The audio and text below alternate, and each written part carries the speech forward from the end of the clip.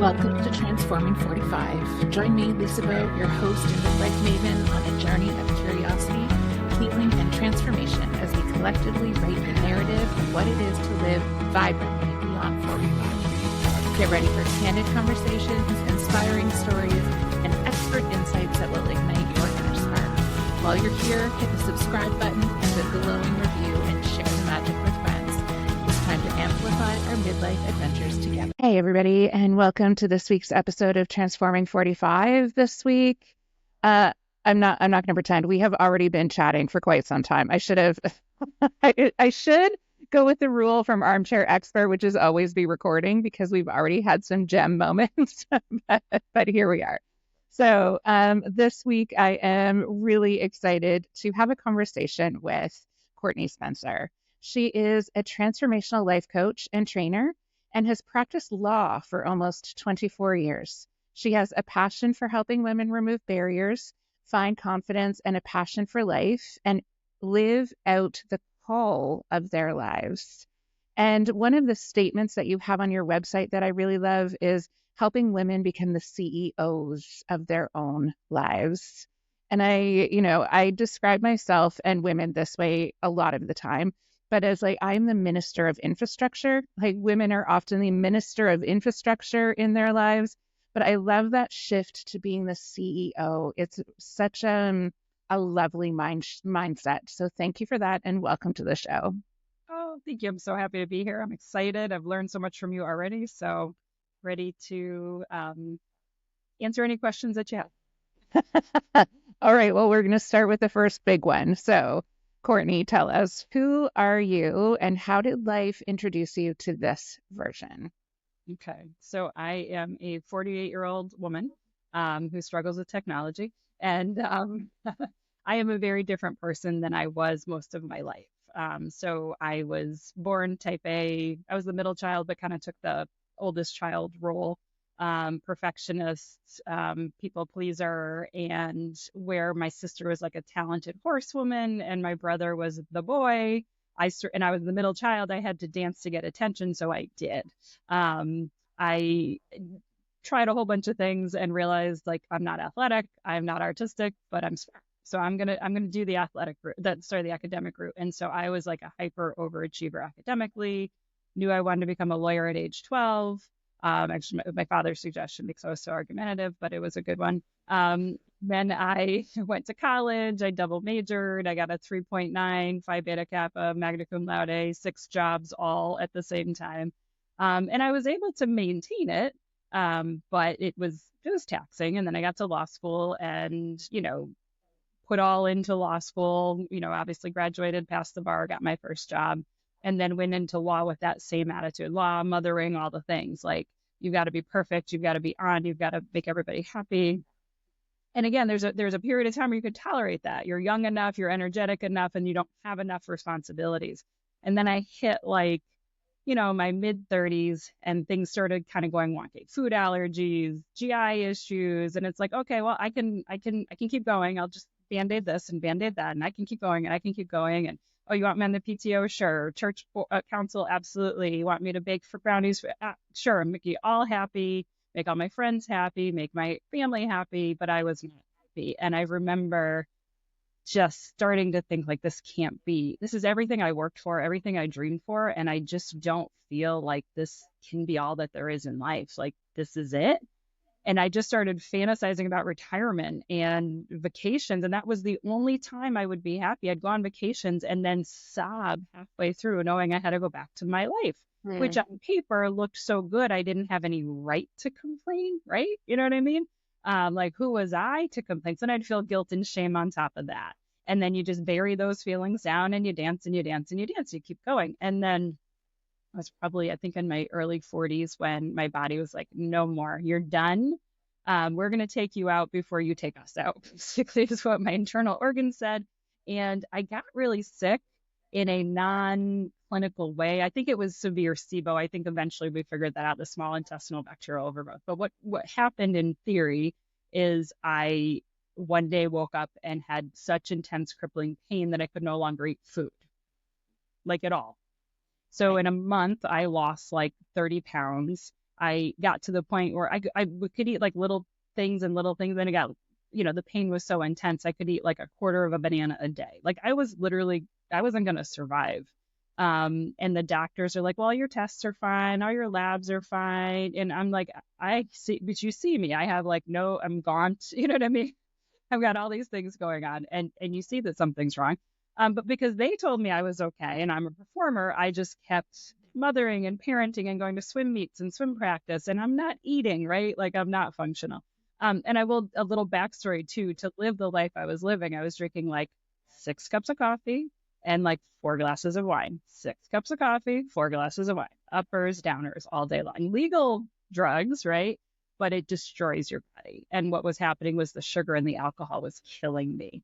And I was never an alcoholic, but I definitely was looking forward to that glass of wine. Every social event, I was like, oh, I can have some drinks there. And I was like, this is not mentally, I'm just not going in the right direction. So when all this happened, I was like, I'm never drinking anything again, alcoholic. But that wasn't going to help. I literally couldn't eat food. So went to all these doctors, ended up at it was like the PA, the physician's assistant for the practice, who'd been so nice at my GI doctors. And after they ran all the tests, she looked at me and said, it's not that we don't believe you. And I felt like she was like my ally. She was like the one thing I was like, she's going to figure out what this is. And what she basically said is, it's all in your head. And it wasn't in my head. Like, yes, did my head pause it? But my body was completely shutting down, right? And I felt like I was in an island with nothing, no boat, no anchor, no lifeboat. Like, what am I going to do? Obviously my family understood this was real. And I think she was just at the limit of what her medical practice could take her. So I kind of walked away from there and I was like, this is my new life and I'm going to keep going. Still not occurring to me, like maybe slow down a bit.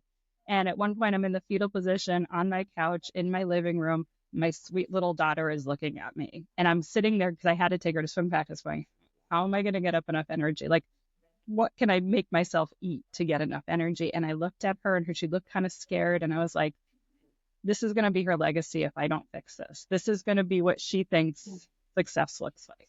And right then and there, I was like, we're done.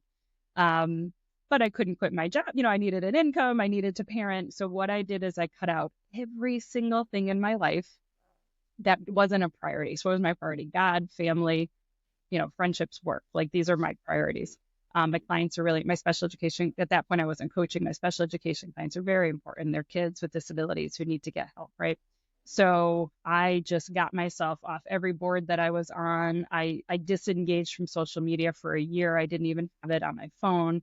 I just went all in on my own life. I really got into prayer and meditation, very, very clean eating. I found a naturopath who helped me figure it all out and change my diet and change how I was doing. And it took years to actually kind of get back to normal, but I slowly got back to normal and rebuilt my life. And then in the middle of that, I took a speaking course with Lex Vernon, who's an amazing speaking coach. And while I was getting that training, she said, I think you'd make a great life coach. And I was like, me?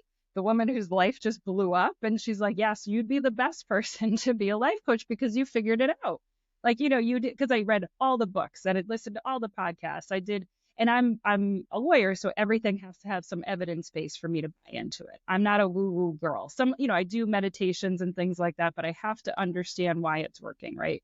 And she said, because anybody could be a life coach, because you're a lawyer, you probably want to have some letters after your name. So maybe go take a course, decide. And I did a CTI training, coactive training. It's like almost 2 years. It's intensive training to feel qualified to coach. And became a life coach. And then I do a lot of speaking, which I love. I speak to all kinds of groups, businesses, corporations, moms groups. It doesn't matter. I'll speak to pretty much anybody who wants to learn about changing your life, productivity, time management, but also just it's totally okay to fall apart. Like we're all falling apart. Nobody wants to talk about it. And I show up in my pretty dress with my blonde hair and I'm like, let me tell you what a mess I was. And it gives everybody permission to be like, I'm kind of a mess too, Because I remember one conversation in Walmart with a mother of a child that went to school with my daughter, and this mother was a little prickly. Like we weren't close friends by any means, you know what I mean? And I'm in Walmart, and I was like, "Oh, how are you doing?" And she's like, "Things are really hard and messy." And I was like, "You can say that." You know what I mean? And then she kind of gave Mm-hmm. me permission to say that. And I was like, that's cool. You know what I mean? Like like we can talk about these things. And then I realized with talking about these things, people's traumas and pains and shame and embarrassment just kind of fall off, right? And it's okay to be a struggling mother, and it's okay to be whatever your struggle is.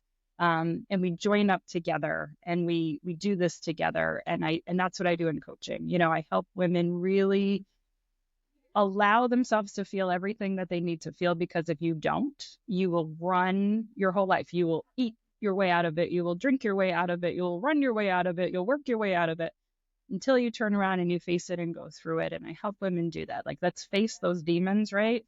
And Mm-hmm. realize they are not that big and we can blow through them.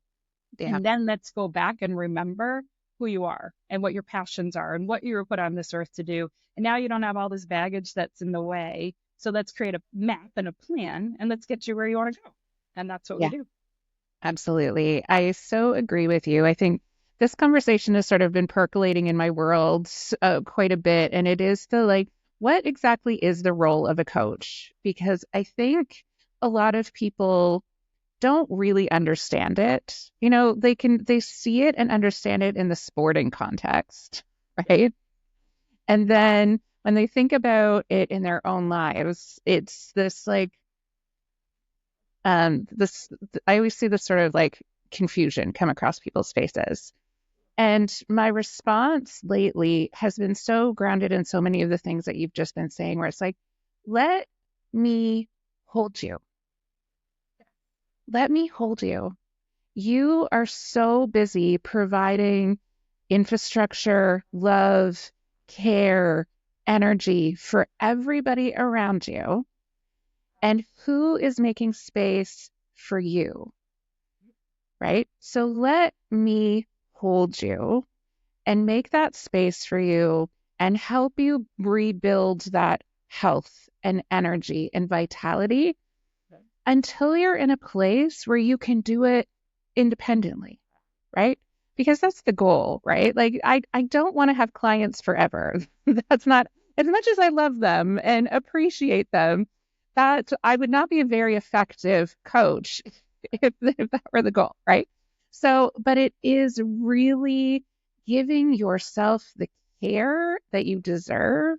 And none of us were meant to do this alone, right? 100%.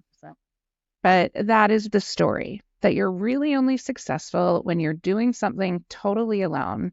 And yet here we all are. Your Walmart story resonates so deeply because we don't often let people see the messy or the inside. And a couple of years ago, one of the strategies I started using was I noticed whenever somebody would say, "Hey, how are you?" my automatic response would be, "Oh, I'm busy. The kids are doing this, this, and this," right? Yep. It's like you and I are essentially the same age. That sort of busyness is the call of success. And so that's why we always say we're busy.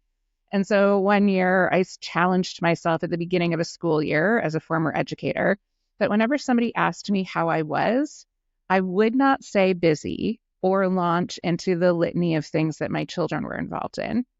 And I would ask them, I'd be like, well, do you want the short answer, or do you want a little bit of realness? That's great. And then people would choose because sometimes they don't have the capacity. And sometimes people would be like, yeah, just the short. I'd be like, oh, yeah, everything is fine. And if they said, what's a little bit of realness? I'd be like, I am exhausted. My body is starting to fall apart, and I'm not really sure what I'm doing.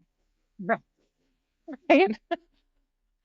And I found that opening up to that little crack into realness made such a difference in the way that people relate to each other. Yeah, 100%. It makes it gives you permission to be human, because you watch social media and everybody looks superhuman, and none of us are superhuman. I'm a life coach. I put all the effort and work. I had therapy years ago, all the things, right? Like, so I know how to do all the things. I do not apply all of the things, right? Very good coach. And I have to catch myself. This season was busy, right? I put on like 6 pounds. I left my morning practices, all the things that make me sane, but I did it consciously. Not that I'm gaining weight, obviously, but I did it consciously. I'm like, okay, I'm not eating the way my body needs, and I'm not doing all the things my body needs, but also I'm in a little bit of survival with all that's going on, and that's okay. I'm going to show Hmm. myself enormous grace here and be okay with that. And then, kind of when graduation was done, my daughter graduated a few weeks ago. Her party was this weekend. But when I was like, okay, now it's time to get back on track. So it was a short period of time where it was just like, okay, you are a little bit in survival mode. Work is super busy. The twins need you a lot. Your daughter needs you a lot. Husband needs you. So this is not the time where you're going to have a 2-hour morning practice, Hmm. and now I'm Yeah, shifting back into absolutely. that. Yeah. Yeah, and giving ourselves that grace and flexibility, in all honesty, is a thing that I really have to work on, because I am also, you know, former educator, very regimented, very routine, very like, these are the things that we do. And I am starting to get better at really listening to my body, right? And listening to what it's telling me. And if it says, Lisa, not so intense this morning, like let's just take it down a notch, I'm starting to listen to that. Where before I would have been like, well, body, this is what's happening, so come along for the ride, right? And it really 100%. sort of changing that perspective around, you know what? I think it's time for my body to lead the way for a little while, because I love my big, beautiful brain, and it has gotten me to some tricky places. So we're going to like just take a little bit of a backseat for a little bit and let the body lead the way. And I was thinking back to your story about when your daughter saw you on the couch. And so I'm wondering, what is the shift that you saw in her when you chose to really care for yourself?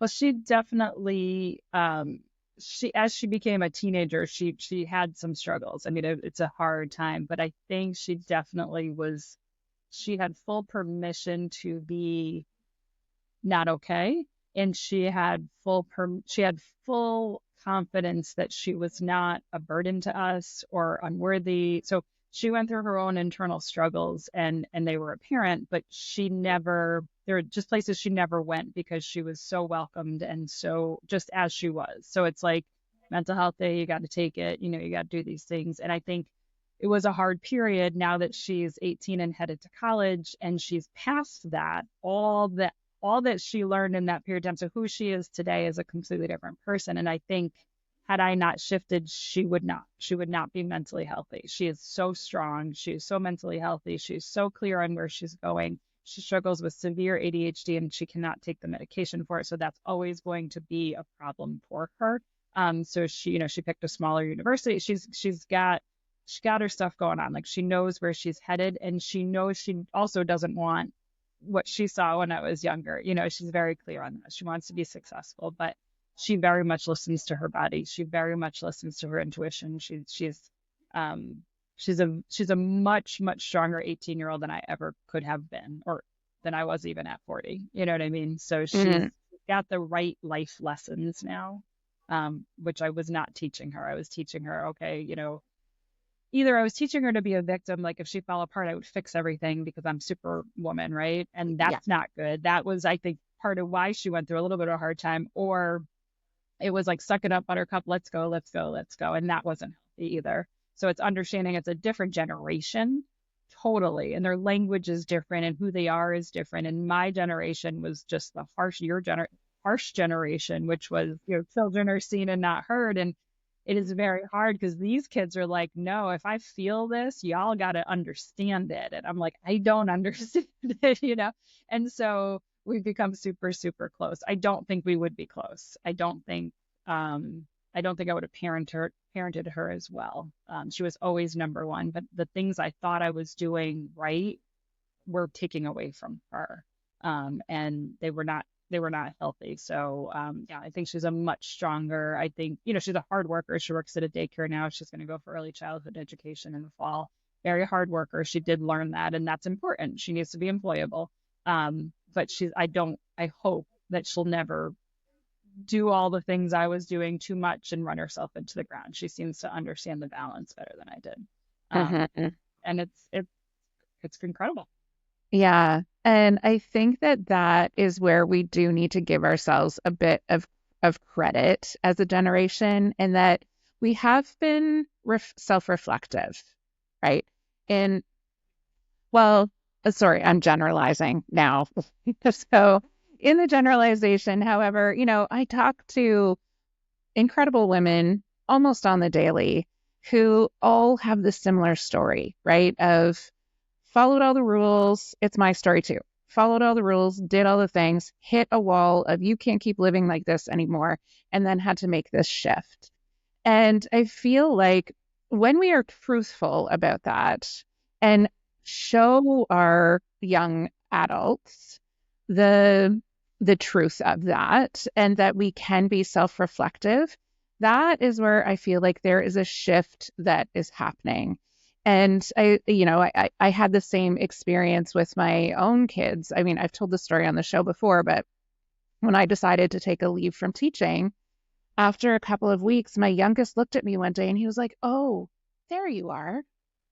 Oh, And it was this moment I get teary every time because and it was a pattern in my life that I had always known that when I am, like deeply in a stressful time, which was my whole life as an educator and a young mom of young kids, I disappear. I completely go, like the vibrancy of me, of soul, of who I really am, retreats. And there's the mask of, not persistence, just this mask of like what you have to do to show up every day that takes over. And it is in removing the mask and making space for yourself to heal that everybody else around you sees that happening. So, like you said with your daughter, it is making space, and it is a totally different generation, and they live in a different way. And there's a couple of ways we can respond to that, right? It's either like, well, that's not how we were, and you need to be more like us. Or we can say, you know what? So living the way we lived didn't necessarily get us to the place that we wanted, that we really wanted to be. So how about we meet in the middle, right? Because there are incredible things about our ability to be independent, to do the work hard thing, to do all of the skills that we learned as very independent children, because we had to be, that are useful, that are helpful, and we also need the emotional connection. And so I think that meeting in the middle is so important. Oh, I agree with you. We were kind of taught to disconnect. Like my mom had to work. So if I was sick, she's like, just don't throw up till second period and you got to go in because then I can leave early. And it wasn't even a thought. And it wasn't like, hey, mom, my teacher's picking on me. And my mom's a loving, wonderful mother, but just wasn't done. So you had to take care of yourself. Then we chose to raise our children differently. So they're not as equipped. Like from birth, we were equipped to like basically take care of ourselves. And we're raising this generation to do that. So then when we expect them to do that, we're like shocked that they're not these super, super tough kids that we were, but we didn't raise them that way. We intentionally raised them to feel their emotions and to come to us with concerns and to be part of our village, So it's a tricky world. And I'll go back to what you said in the beginning when I talk about being a CEO of your world. It's just about intention. It's the difference between life happening to you and you creating your life. So it's the same way of how you raise your children. If you don't have intentionality, if you don't have a goal, if you don't have a focus, and you don't have your priorities straight, things will happen. They will come and go, but it's as if you're going through life and things are just coming at you and you're just managing them and dealing with them. And some good things will pop in there too by chance. But being a leader and being a leader of our children is very different. Our parents weren't leaders. They were trying to figure out themselves, and we became leaders of ourselves. But learning how to lead other people is a very different skill, especially people who don't have your same work ethic, shove your feelings down piece. So being a smart CEO, which is like, okay, well, and each child's different too. This child needs this from me, and this child needs this from me. And these are the areas where I have to help them build up on their own so they can go out and be CEOs of their life and not be living on my couch till I'm 35. You know what I mean?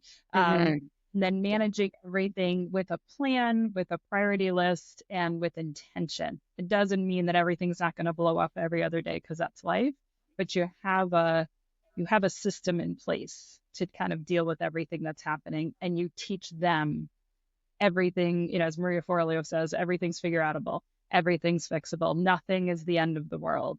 And here's a system. And then we put these things in place, and we put these barriers in place so like we never go too far in any direction. And I think it helps them because they are all a little lost. They are all too into feeling.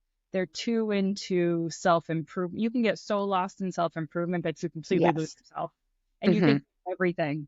I mean, everybody, I hope I'm not offending anybody, but I'm a special education attorney, so I know what autism is.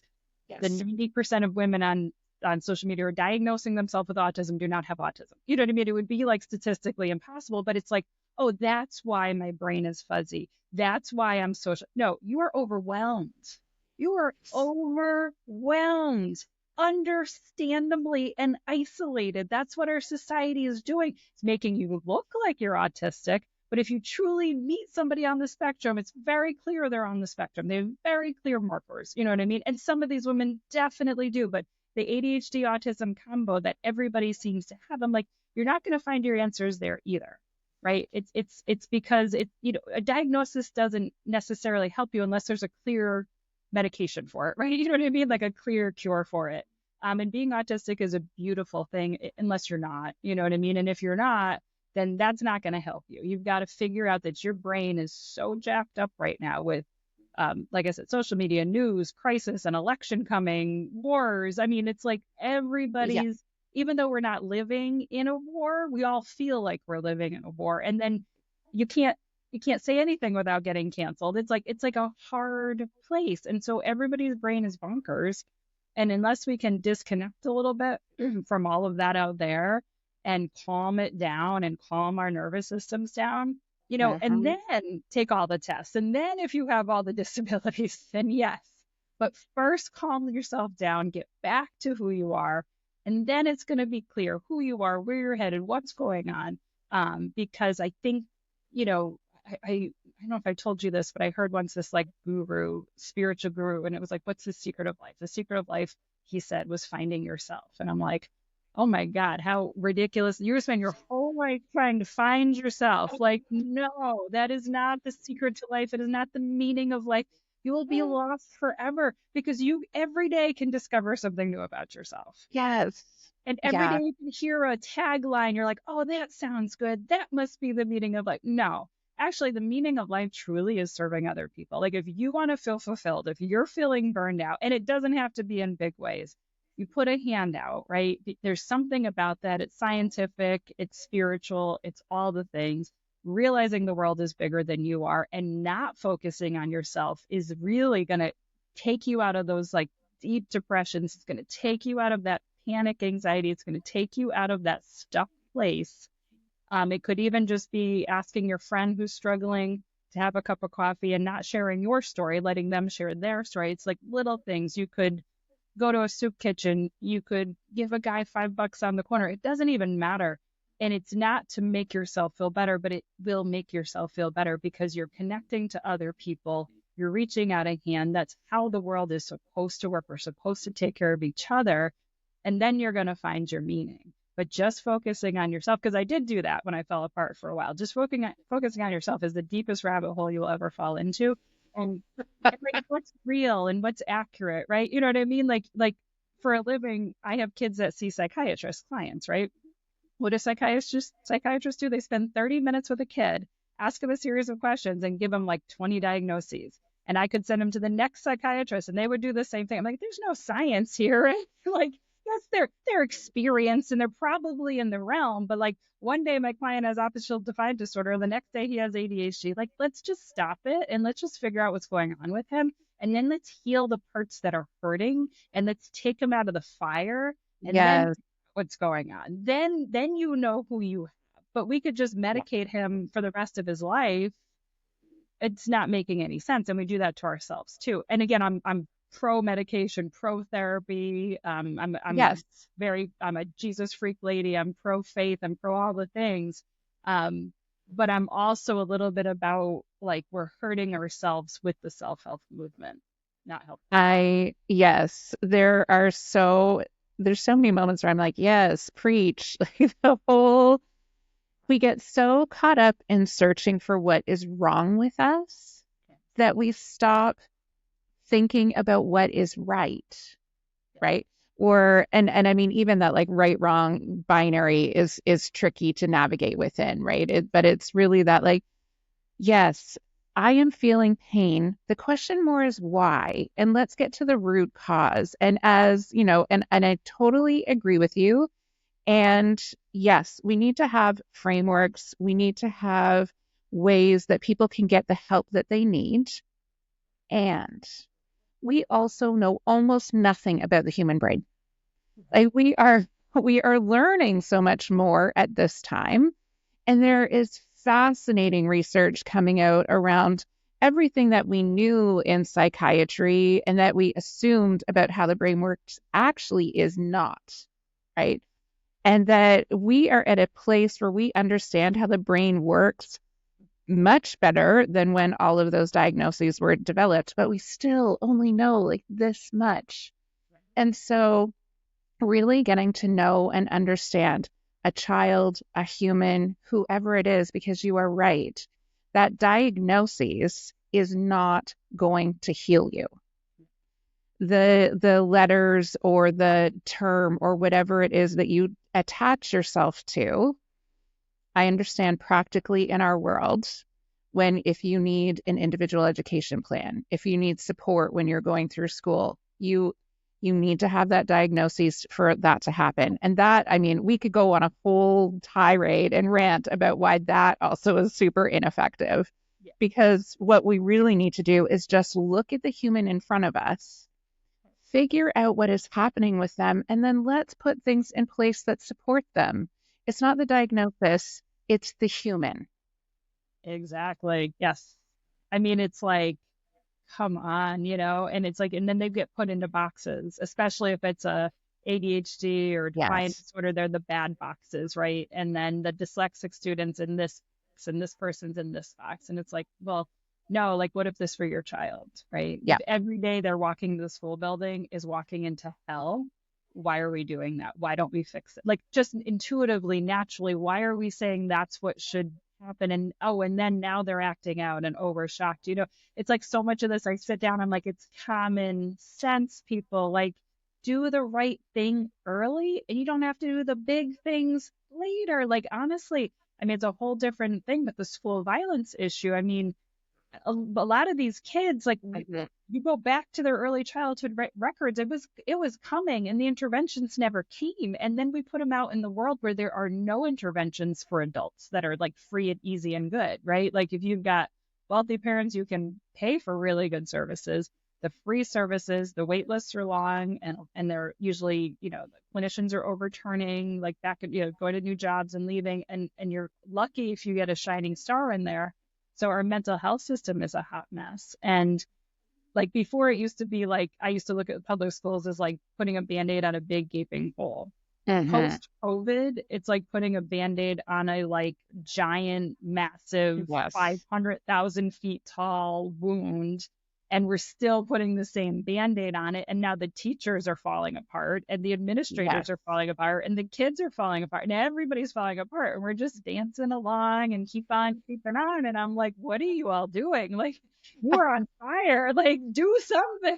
I know. Thank you. Thank you so much for saying that, because I feel like I am on this message a lot, and it is the reason I am no longer an educator. right? Like I felt it in myself.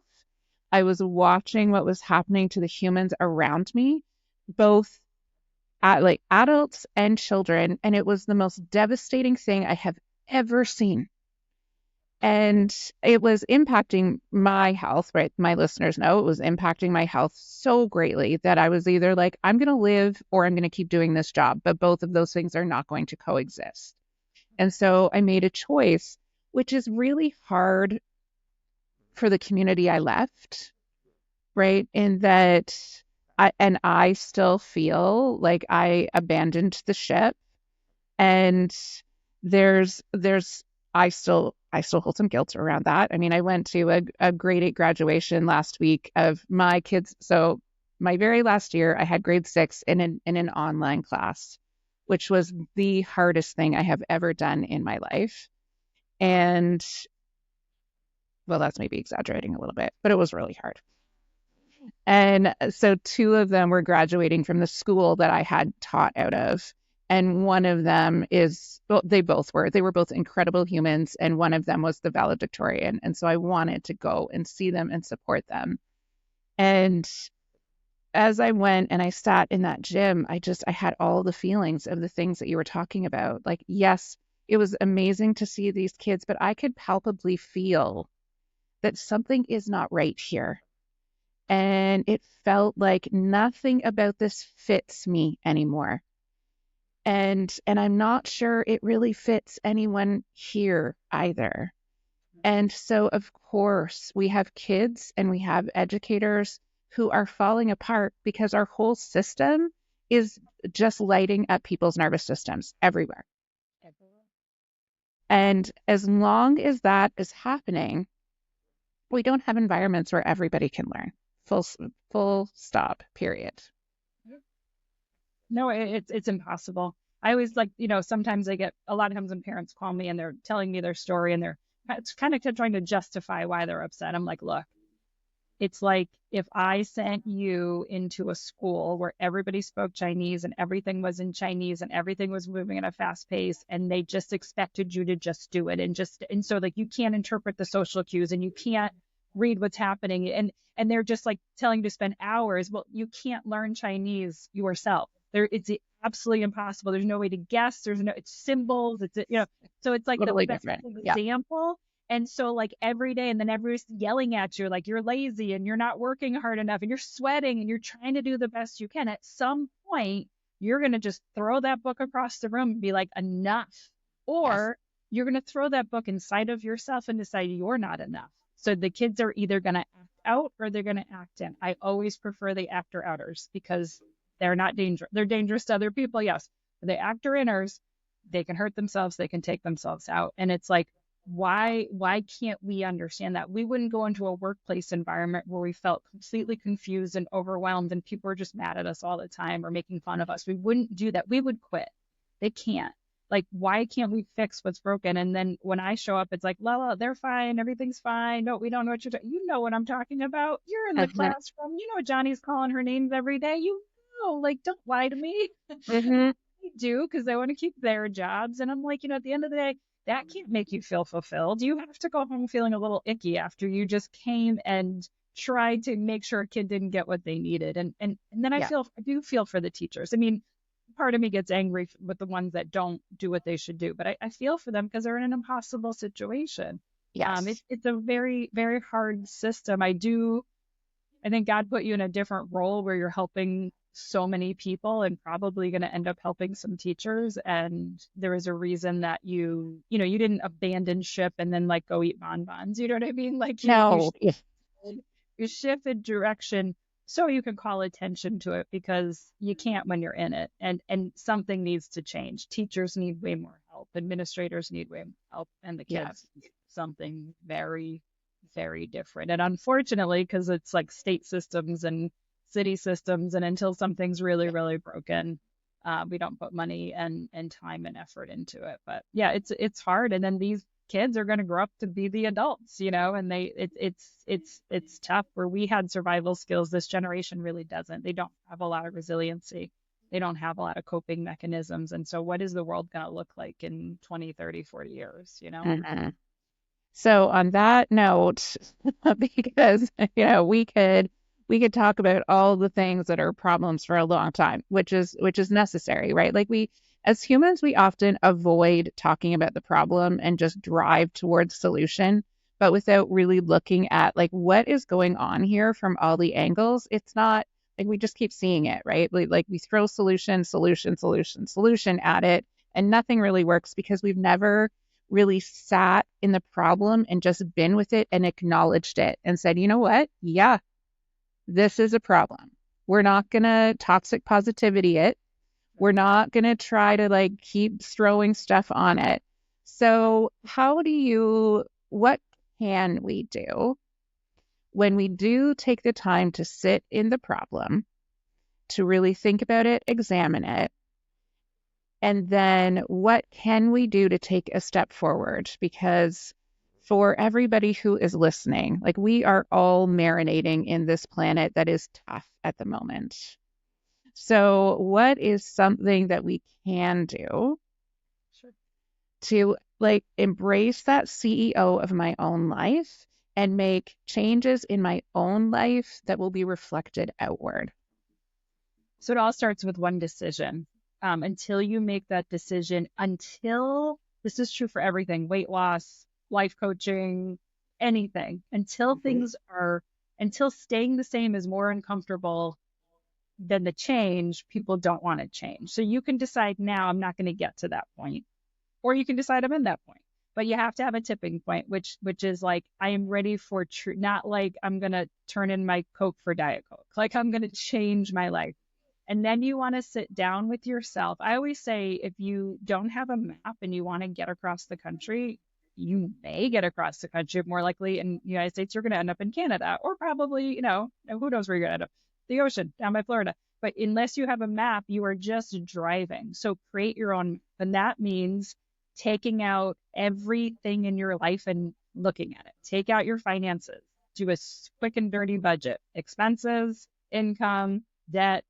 What am I dealing with? Look at your marriage. Okay, when's the last time you had a date night? Does your husband's chewing make you crazy? You know what I mean? Or your significant other? Like how? What is the state of your marriage? Look at your parenting. Are you happy with the way that you're parenting? Are your kids happy with the? I mean, obviously not always happy with the way you parent because we have to be parents, but is it working for your family? And sometimes you ask your spouse and you ask your kids, am I working here? Is this working for you? And how do we move forward? You look at your friendships, you look at your leisure time. For me, faith is huge. If faith is not your thing, then finding something that is like an equivalent of calming your interior world and connecting with something bigger than yourself. For me, obviously that's God. There's no question. And that's brought me the greatest peace. For some people, they're not there. Your environment, look at all those pieces and say, okay, like what's not working, what's the biggest not working, and what do I need to work on right now? And then just create a plan, like, and create some goals, like I'm going to save $10,000 over the next 6 months, or pay off $10,000 worth of debt. I'm going to have one-on-one time with my spouse once a week, no matter what. And then you create the steps. It may mean you need to find a babysitter. It may mean you need to, not go to a pickleball game on Thursday, whatever it is, you know what I mean? Or bring him to the pickleball game. Like, oh, I don't have a lot of friendships. Okay, well, let me figure that out. Like how I need friendships. I need rich relationships in my life, and you create a map, not a huge one, but the things that are really bothering you, the things that you're running from the most, you just create some goals and you just move towards them. Like if it's weight loss, it may be that you really need someone to help you. So you find a fitness coach, or you find a personal trainer, or you do Weight Watchers. I'm not endorsing it. Whatever it is, you do something that sort of just ignites that fire in the right direction. And then every day is a series of good small choices. Every single day. Like even the past couple of weeks when things are just not where they needed to be, every day I made at least some very good, smart choices that kept me on track through it, no matter what. Like I have to move my body every day, otherwise my body doesn't work. I have to pray every day, or my mind doesn't work. You know what I mean? So there's certain things that had to go and certain things that had to stay. So you create your life map, not super complicated. Don't complicate it, right? You don't need 100 goals. Yes. And then stick to it. Like put the things in your calendar. You're going to go to the gym. mark it in your calendar, get your clothes ready, have your bottle of water ready with you at all times, drink that water. Go get your levels checked at the doctor. I'm in perimenopause, even though my labs aren't showing it. Headed towards menopause, get your labs checked, get yourself looked at. Perimenopause, one of the things that happens is sometimes you think you have dementia, right? Like sometimes Yeah. you can't remember things, right? So there are Mhm. supplements that can help you. There's nutrition that can help you. And just knowing that that's all that it is will help you too. It also means you need more sleep. It means you need more rest for your brain. So just, having somebody in your life who can explain all that to you will be huge. This podcast is huge. You are huge for that. Find support all along the way, even if it's a best friend that goes for a walk with you every day to keep you on track. But it's like, it sounds overwhelming, but it's really just taking a look at your life, clearly looking at what's not working, making a choice that you're going to do the hard work to make the changes, and then creating a plan. And you can change that plan for the rest of your life. It's not one plan for everything. It's the plan right now, maybe 5 goals that's going to move the needle. It's always the small actions that accumulate. Yes. My motto is 1% a day eventually is 100%. Yeah, absolutely. And if you're in a place where you're feeling really overwhelmed, even one thing, right? Yes. Just start with one small decision that feels right for you, that is going to start making like you said, 1%, right? That is important. That first decision that we make to say, I'm going to start pouring into myself, no matter how small you perceive it to be, that shift is huge. Massive. And so, yeah, absolutely. So just take a moment, take a breath, and make one small decision to move forward if you're in a place where you're super overwhelmed. And I also love that you said that you can change that plan. And I think that is sometimes a barrier for people where they're like, well, I'm going to put this plan in place, but then what if it doesn't work? And what if I change? And what if it's not? You can change the plan. That's the beauty of being in this stage, is knowing that I can take one step forward, and then I get to look around and say what's working, what's not, and I get to shift and change from there. You should change the plan. In education, we Yes. have to change it at least every 12 months because we know you'll stay stagnant, right? You should change the plan. Do the one thing, even if it's, yes, on a simple note, just journaling 5 minutes a day to begin to reconnect with yourself. But that forward body in motion continues in motion is truthful.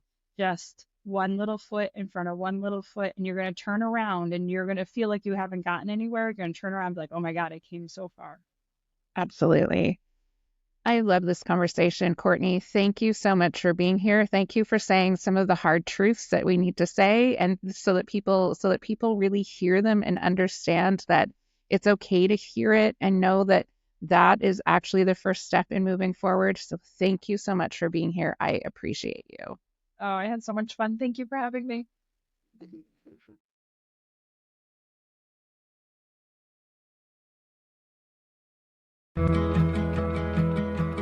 Thank you for being part of the Transforming 45 community. Your support means the world to us. Stay tuned for more juicy episodes, and remember to keep showing up to your life with the love and magic you deserve. Until next time.